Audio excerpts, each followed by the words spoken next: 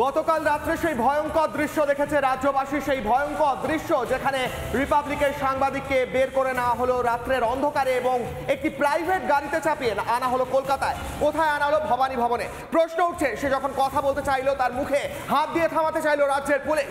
তার মুখে একদিকে হাত দিয়ে যখন থামাতে চাইছে রাজ্যের পুলিশ, আরেকদিকে নিজেদের মুখ ঢাকছে রাজ্যের পুলিশ। অন্যদিকে সন্দেশখালীর মা বোনেরা এখনো বিচার চাইছে, সন্দেশখালীর মা বোনেরা এখনো শেখ শাহজাহানের গ্রেফতারি চাইছে। ডিজি রাজীব কুমার নিজে রয়েছেন সন্দেশখালীতে।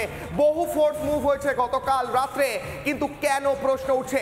রিপাবলিকের মুখ বন্ধ করা একদিকে লক্ষ্য, আরেকদিকে বহু ফোর্স দিয়ে কেন কেন কি কারণে তাদেরকে বহু ফোর্স দিয়ে সন্দেশখালীতে কি করতে চাইছে রাজ্য পুলিশ?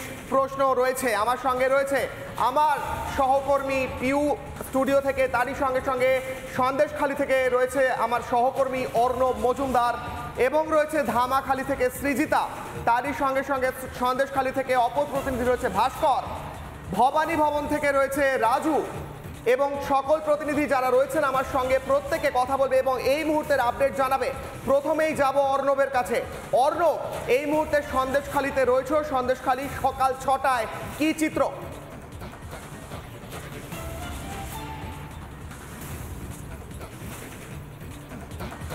দেখো কিশোর, তোমাকে প্রথমেই জানিয়ে রাখি, গতকাল রাতে আমাদের সহকর্মী সন্তু পান, তাকে এই সন্দেশখালী থেকে বের করা হয় এবং বলা যেতে পারে যেটা আমরা ছবিতে দেখেছি, তীরের বেগে সেই গাড়ি বেরিয়ে যায়। আমরা চেষ্টা করি ফলো করবার, কিন্তু একটা নির্দিষ্ট স্পিড লিমিট, সেই সমস্ত কিছুর কারণে কিন্তু দেখা যায় যে মাঝ রাস্তায় সেই গাড়ি অনেকটা আমাদের থেকে এগিয়ে যায়।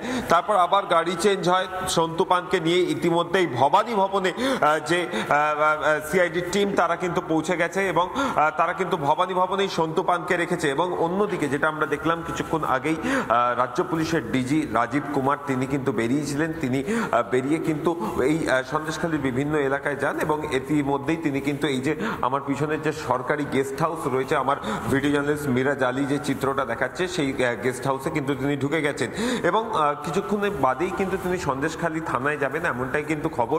এবং যেটা সব থেকে গুরুত্বপূর্ণ বিষয়, সন্তু পান গতকাল রাত্রিরে, এবং কিশোর গতকাল রাত্রির আগেও তোমাকে যেটা বলবো, যেদিনকে সন্তুকে অ্যারেস্ট করা হলো সেদিনকেও কিন্তু সন্তুকে যেভাবে অ্যারেস্ট করে নিয়ে যাওয়া হয়েছিল র্যাব দিয়ে, তাতে কিন্তু তো মনে হচ্ছিল যে কোনো একজন দাগি ক্রিমিনাল তাকে কিন্তু তুলে নিয়ে যাওয়া হচ্ছে। এবং গতকালও যখন সন্তুকে নিয়ে যাওয়া হচ্ছিল ধামাখালীর ঘাটে, যখন তাকে নামানো হয়, আমি সন্তুকে জিজ্ঞেস করি সে কেমন আছে, সে জানায় সে ভালো নেই এবং তার পাশাপাশি তার মানসিক একটা চাপ চলছে, শারীরিক ক্ষেত্রেও তার বেশ কিছুটা প্রবলেম দেখা দিচ্ছে বলে সে আমাদেরকে জানায়। কিন্তু তারপরেই কিন্তু তার মুখ ঢাকতে ব্যস্ত হয়ে পড়ে রাজ্য পুলিশ। কেন তার মুখ ঢাকতে ব্যস্ত হয়ে পড়লো এবং হঠাৎ করে আমাদেরকে ইনফর্ম না করে, তার লয়ারকে, আমাদের যারা লয়ার রয়েছে তাদেরকে ইনফর্ম না করে, সন্তুর ফ্যামিলি মেম্বারদেরকে ইনফর্ম না করে কেন সন্তুকে তড়িঘড়ি ভবানী ভবনে নিয়ে যাওয়া হলো, এটা নিয়েও কিন্তু একটা ধোঁয়াশা রয়েছে। তার কারণ সন্দেশখালী থানায় সেই এফআইআর হয়েছিল, যেই এফআইআর এর ভিত্তিতে সন্তু পানকে গ্রেপ্তার করা হয়েছিল। তারপর হঠাৎ করে কি এমন ঘটলো যে তাকে সন্দেশখালী থানা থেকে সরিয়ে দেওয়া হলো, ভবানী ভবন রাজ্য পুলিশের সদর দপ্তর সেখানে নিয়ে যাওয়া হলো। এই সমস্ত বিষয় নিয়ে যে ধোঁয়াশা গতকাল রাত্রির থেকে তৈরি হয়েছে তা কিন্তু এখনো পর্যন্ত কাটেনি। তবে যতটা বেলা বাড়বে ততই কিন্তু ডেভেলপ হবে এবং তার উপর কিন্তু যদি দেখা যায় সন্তু পানের ক্ষেত্রে পুলিশ যেভাবে অ্যাক্ট করছে, সেইভাবে অ্যাক্ট যদি তারা শেখ শাহজাহানের বিরুদ্ধে করতো, তাহলে হয়তো সেক্ষেত্রে যে এফোর্ট সন্তু পানকে অ্যারেস্ট করা, তাকে ভবানী ভবন নিয়ে যাওয়ার ক্ষেত্রে দেখাচ্ছে রাজ্য পুলিশ, সেই এফোর্টটাই যদি শাহজাহানের ক্ষেত্রে করতো তাহলে কিন্তু হয়তো শাহজাহানকেও গ্রেপ্তার করা সম্ভব হতো। কিন্তু এখনো প্রায় 50 দিনের কাছাকাছি সময় অতিক্রান্ত, এখনো পর্যন্ত কিন্তু শেখ শাহজাহান সে কিন্তু অধরাই রয়ে গেছে এবং শেখ শাহজাহানের নাগাল পাবে কি পুলিশ, সেটাই কিন্তু এখন সব থেকে বড় প্রশ্ন। সন্তু, কৃষালয় একেবারে অন্য তুমি থাকো আমাদের সঙ্গে। তবে যে বিষয় থেকে একটা একাধিক প্রশ্ন উঠছে এবং এই মুহূর্তে আমরা সন্দেশখালী এই মুহূর্তে একেবারে ছবি দেখাচ্ছি, সকালের ছবি, যেখানে সন্দেশখালীতে রাজ্য পুলিশের ডিজি একেবারে 7 সকালের ছবি দেখাচ্ছি আপনাদেরকে। 7 সকালেই দেখতে পাচ্ছেন সন্দেশখালীতে রাজ্য পুলিশের ডিজি রয়েছেন এবং বলা ভালো যে গতকাল থেকে তিনি সেখানে রয়েছেন এবং তার উপস্থিতিতে এভাবে সেখান থেকে সাংবাদিককে স্থান পরিবর্তন করা হলো। সেখানে একেবারে রিপাবলিকের সাংবাদিককে সেখান থেকে নিয়ে আসা হলো ভবানী ভবনে। আজকে সকালে সেখানে চিত্রটা কিরকম, একই সঙ্গে সেখানে কি চলছে, কি আপডেট পাওয়া যাচ্ছে আমরা জানবো। আমাদের সঙ্গে এই মুহূর্তে ভবানী ভবন থেকে রাজু রয়েছে। রাজু, এই মুহূর্তে ঠিক কি আপডেট পাচ্ছ ভবানী ভবন থেকে?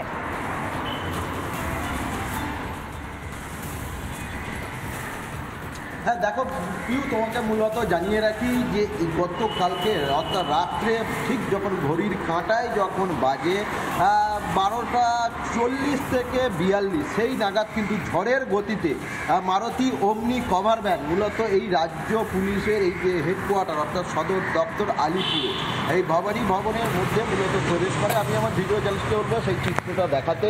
ঝড়ের গতিতে কিন্তু সন্তু পানকে নিয়ে যায়, 3 জন পুলিশ আধিকারিক ছিল এবং সেই মারুতি কভার ভ্যানে, এবং তাকে নিয়ে যাওয়ার সময় আমি যখন তাকে জিজ্ঞাসা করি যে সন্তু আমি রাজু বলছি, তখন কিন্তু সন্তু জানায় যে তাকে কি কারণে এই যে আলিপুর ভবানী ভবন হেডকোয়ার্টার রাজ্য পুলিশের হেডকোয়ার্টারে আনা হয়েছে তা কিন্তু সে জানে না।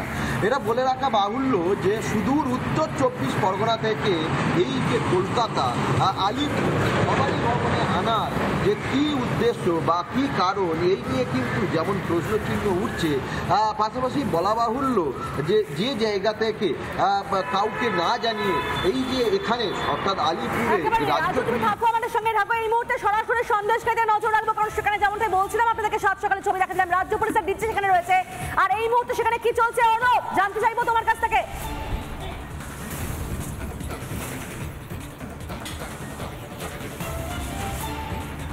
একবারই দেখো, এই মুহূর্তে যদি দেখা যায় রাজ্য পুলিশের ডিজি তার সঙ্গে অন্যান্য যারা অফিসিয়ালসরা পুলিশের বসিরহাট পুলিশ ডিভিশনে যারা সমস্ত অফিসিয়ালসরা রয়েছে তারা কিন্তু এই মুহূর্তে উপস্থিত রয়েছেন এবং তারা এই যে ইন্সপেকশন বাংলো রয়েছে গতকাল কিন্তু রাত থেকে তারা কিন্তু এখানেই রয়েছেন এবং কালকে একটা দীর্ঘক্ষণ ধরে রাজ্য পুলিশের ডিজির কিন্তু সফর চলে এবং তিনি জেলিয়াখালী সহ বিভিন্ন যে এলাকা রয়েছে সেই এলাকাগুলোতে যান এবং যাওয়ার পর তিনি কিন্তু রাত প্রায় 8:30 নাগাদ কিন্তু ফিরে আসেন এবং এই মুহূর্তে যদি দেখা যায় তিনি এখানে যেমন রয়েছেন তার পাশাপাশি আমি দেখাতে বলবো মিরাজ আলী, আমার যে ভিডিও জার্নালিস্ট, আমরা ইন্সপেকশন বাংলোর একটি গেট দেখাচ্ছিলাম এবং সামনে কিন্তু আরও একটি জায়গা রয়েছে, সেই জায়গাটিকে দেখাতে বলবো।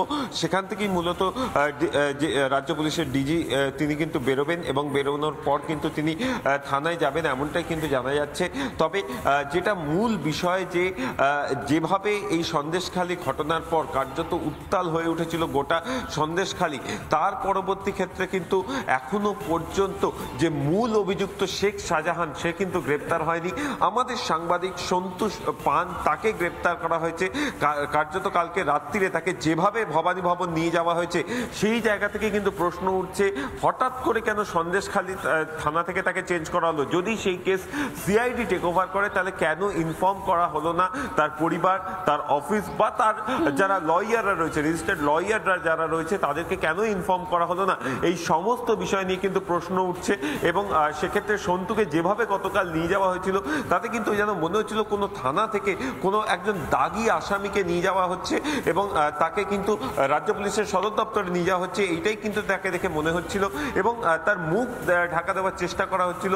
যারা পুলিশরা তাকে নিয়ে যাচ্ছিলেন তারা মুখ ঢাকবার চেষ্টা করছিলেন, কেন এত গোপনীয়তা, কেন এত ঢাক ঢাক গুড়গুড় ব্যাপার, সেটাই কিন্তু এই মুহূর্তে প্রশ্ন উঠছে এবং সেই জায়গা থেকে পুলিশের যে ভূমিকা সেই ভূমিকা নিয়েও কিন্তু একটা ধোঁয়াশা তৈরি হচ্ছে এবং সন্তু পানকে যে সক্রিয়তার সাথে পুলিশ অ্যারেস্ট করেছে, যে সক্রিয়তার সাথে পুলিশ তাকে ভবানী ভবনে নিয়ে গেল, সেই এফোর্টটা কেন দেখা যাচ্ছে না অন্য যারা অ্যাকিউজ রয়েছে, অর্থাৎ যারা মূল অ্যাকিউজ শেখ শাহজাহান সহ যারা মূল অ্যাকিউজ তাদেরকে অ্যারেস্ট করবার ক্ষেত্রে, তাহলে কি অন্য কোনো অদৃশ্য প্রেশার কাজ করছে যার জন্যই এই এখনো পর্যন্ত তো এদের বিরুদ্ধে পদক্ষেপ নিতে এতটা দেরি হচ্ছে, যেখানে একাধিক প্রশ্ন উঠছে পুলিশের ভূমিকা নিয়ে। একেবারে প্রথম দিন থেকে প্রশ্ন উঠেছে, কারণ পুলিশকে পুলিশের ভূমিকা পালন করছে, ঊর্ধ্বধারী মানুষগুলো কি তাদের ভূমিকা পালন করছে। তুমি থাকো আমাদের সঙ্গে, প্রত্যেকে থাকো আমাদের সঙ্গে।